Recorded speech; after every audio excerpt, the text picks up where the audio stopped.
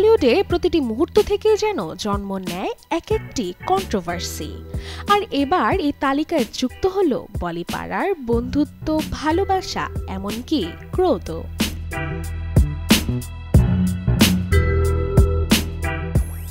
সম্প্রতি এক ভিডিওতে দেখা গেছে জনপ্রিয় কোরিওগ্রাফার ও নির্মাতা ফারহা খান বারবার চুমু দিচ্ছেন অভিষেক বচ্চনকে।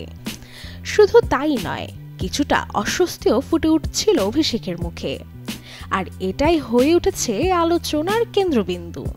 বন্ধুত্বের এই প্রকাশকে কেউ বলছেন মজার মুহূর্ত, আবার কেউ প্রশ্ন তুলছেন ব্যক্তিগত সীমারেখা কি মুছে যাচ্ছে।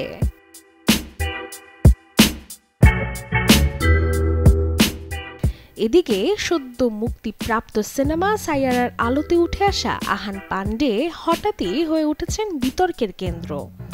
সম্প্রতি এক ভিডিওতে দেখা যায় পাপারাজিদের এড়িয়ে যেতে চাচ্ছেন এই উঠতি তারকা। কেউ বলছেন এ তো তার একান্তই অধিকার, আবার কেউ বলছেন একটাই হিট আর এখনই তারার মতো উড়ে যাচ্ছেন তিনি।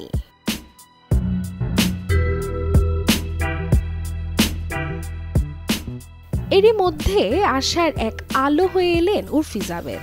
সবসময় ট্রেন্ডে থাকা এই মডেল অভিনেত্রী সম্প্রতি জানিয়েছেন তিনি তার সব ফেস ফিলার্স ভেঙে ফেলেছেন।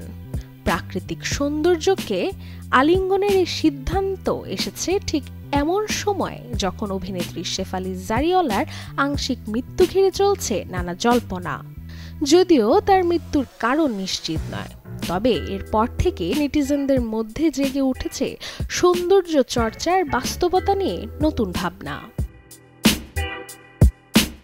Desk report, channel 24।